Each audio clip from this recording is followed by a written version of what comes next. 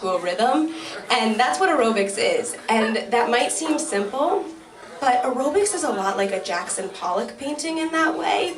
Like, sure, it's simple to the pedestrian eye, but in reality, there's an art involved, and I am a master artisan. So there's a network in aerobics, or a social hierarchy theme, and in this hierarchy, I'm at the top. In aerobics parlance, I'm what's referred to as a front rower, meaning I get to stand in the front row of every class that I go to because I'm good. Okay, so a few months ago, I was living in Maryland, because a lot of cool people move home with their parents for a few months, years, and I started this new gym. Obviously, the first thing I did there was to try out their aerobics classes. And when I'm initially trying out a class, I like to respect the kind of social network that they have going on and play it cool in the second row, and then really wow them with my front row appeal at my second class. But at this new class, the second row was jam-packed, as was the third. And the only spot open to me was this front row spot, the leftmost spot. And that's like kind of showy for my first time, but really I didn't have a choice, you know? I mean, there were spots in the fourth or fifth row, and I'm sure the women back there have skills, but I've got talent, you know? I can't stand back there. So I walk over to the open front row spot, and as soon as I put my water bottle down in this open spot, I hear a shrill voice. "You can't do that." I turn to see a small, older lady in full makeup and enough jewelry to count as a drowning hazard. Like, in a water fountain. She could drown in a water fountain. Like, if she just went over too far, it would be like a crack candy cane, you know? No way to get her back up. "There's plenty of room," I said. "Don't worry, I'll be fine." "No, it won't be," another similarly coiffed woman said to me as she marched over. I thought that maybe they were concerned that I wasn't prepared for the front row, and I wanted to tell them that, you know, don't worry, I'm a front rower too, but you can't just say that because then you sound like an asshole. And it's not like we have a secret handshake or anything. Front rowers haven't unionized yet. So we went back and forth for a while until I heard a crackly voice from behind me say, "This is my spot." I turned with the intention of informing that sandpaper voice that she was mistaken because, sorry, this was my spot now. But I was silenced immediately by this horrifying lacquered shell of a woman. I can best describe her as like zombie Barbie. Like, she was hot, but in this I'm gonna live forever kind of way, you know? Like, her face was pulled super tight and her body was slamming, but like very aided in its slimness by silicone. Slamming nonetheless though. This sick bod was covered with a thin layer of like leathery old lady skin that was on full display in this teeny tiny spandex outfit. She pointed a bony finger to the back corner. "There's a spot over there." And normally I feel like I'm someone who stands up for herself, but then I really couldn't. I was too terrified by this weird like fetus corpse thing in front of me. Totally tongue-tied, I just made my way to the back of the room.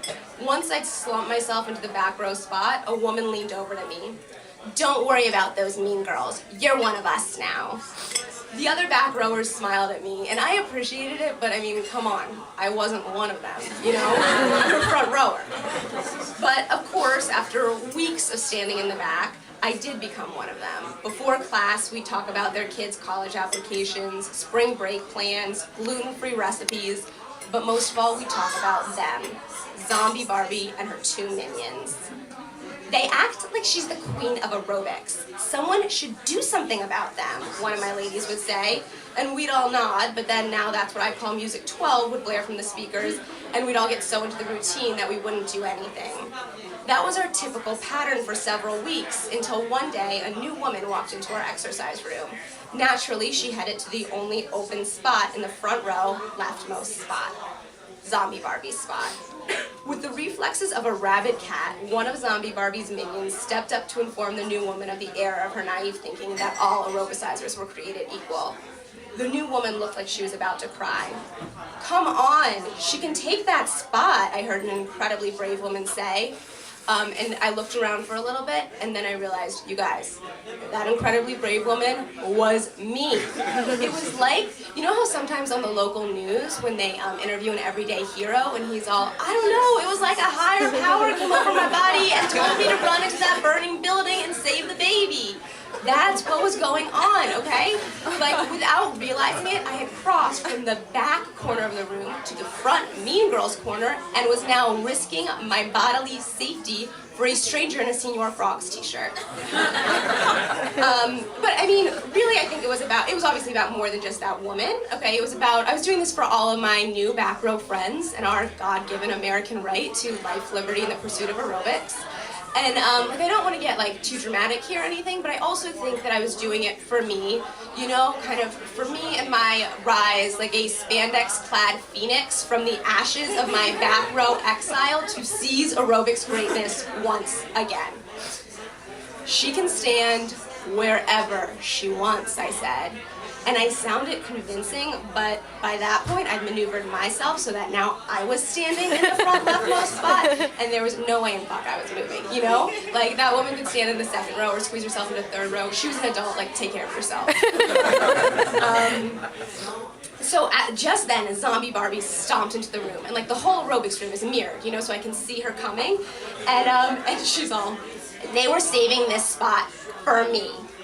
And I turn around and I'm like, you can't save spots. This isn't a high school cafeteria, this is step aerobics.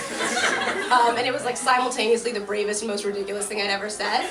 She stood there, she stood there, and I was just holding my ground, and then until this techno remix of a Three Doors Down song started coming on, and I just like got into the warm-up, which in aerobics is like a dog peeing on your spot. You know, like once you pop, you're not gonna stop. So she realized that I wasn't moving, and she hissed at me, like literally hissed at me, and then kind of scurried back to an open back row spot, and like I could see it all happen in the mirror, and it was like watching the Wicked Witch of the West now. It was amazing. And then so also in the mirror, I could see my back row girls, and you guys, they were going like bazonkers for me, all right? They were cheering and waving. One of them even did one of these, you know? And so I'm like stepping, and I just start like waving back at them, and I'm like, I'm like a queen right now. And then I realized, hey, I've just reclaimed my spot at the top of the aerobics social network.